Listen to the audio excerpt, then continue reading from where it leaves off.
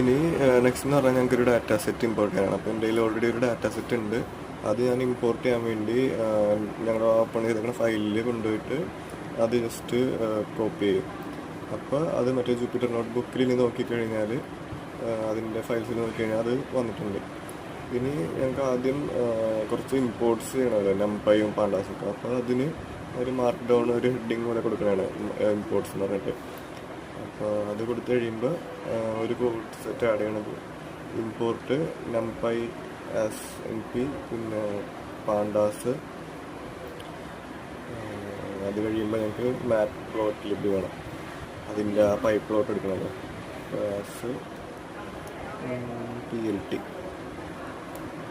അപ്പോൾ ഇത് ഇത്രയും ചെയ്തിട്ട് റൺ ചെയ്ത് നോക്കുമ്പോൾ ഞങ്ങൾക്ക് എറർ കാണിക്കും, ഈ പാക്കേജസ് ഇല്ലയെന്ന് പറഞ്ഞിട്ട്. അപ്പോൾ ഇതിനാണ് ഞാൻ ആ 2 ടെർമിനൽ വേണമെന്ന് പറഞ്ഞില്ലേ.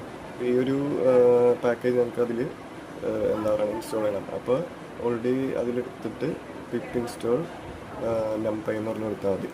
നംപൈ ആണല്ലോ ഞങ്ങൾക്ക് ഇപ്പോൾ ഇല്ലെന്ന് കാണിച്ചത്. അപ്പോൾ അത് ഇൻസ്റ്റാൾ ചെയ്താൽ VNV ആക്ടിവിറ്റി ആണെന്ന് നോക്കണേ. അപ്പോൾ അതിൽ നംപൈ ഇൻസ്റ്റാൾ ചെയ്യാം.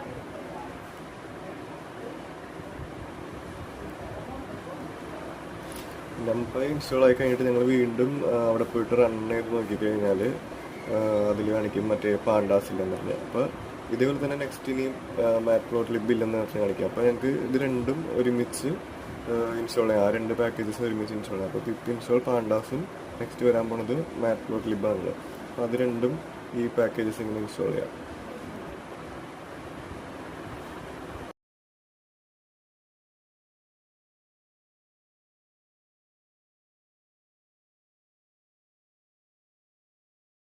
അപ്പോൾ 2 പാക്കേജസ് ഇൻസ്റ്റാൾ ആയി. ഇനി അത് റൺ ചെയ്ത് നോക്കി കഴിഞ്ഞാൽ എറർസ് ഒന്നുമില്ല.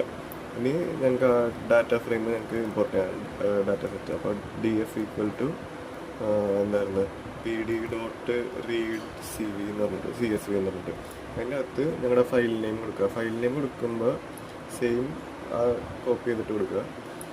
അപ്പോൾ സിംഗിൾ കോഡ്സിലും കൊടുക്കുക, ഇല്ലെങ്കിൽ അത് എറർ വരാൻ ചാൻസ് ഉണ്ട്. സിംഗിൾ കോഡ്സിൽ file name dot extension CSV കൂടെ കൊടുക്കുക. റൺ ചെയ്യുമ്പോൾ എറർസ് ഒന്നുമില്ല. അപ്പോൾ നമുക്ക് ജസ്റ്റ് ഒന്ന് ഹെഡ് ചെയ്ത് നോക്കാം. DF.head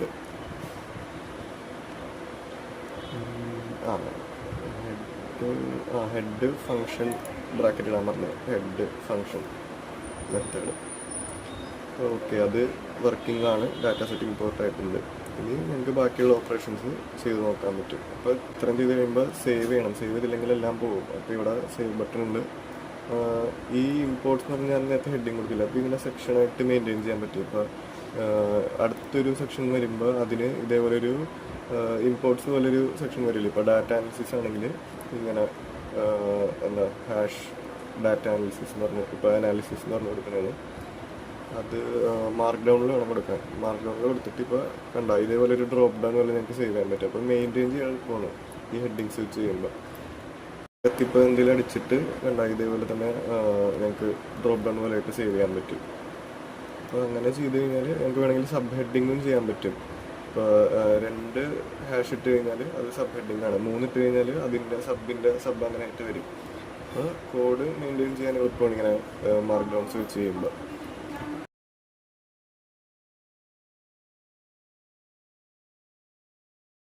ഇത് ക്ലോസ് ചെയ്യണമെന്നുണ്ടെങ്കിൽ ഓൾറെഡി ബ്രൗസറിൽ നിന്ന് എക്സിറ്റ് ആയിട്ട് ഈ കമാൻഡ് പ്രോംപ്റ്റിൽ വന്നിട്ട് കൺട്രോൾസ് ചെയ്ത് കഴിഞ്ഞാൽ ജൂപ്പിറ്റർ നോട്ട്ബുക്കിൻ്റെ പ്രോസസ്സ് ഷട്ട് ഡൗൺ ആവും.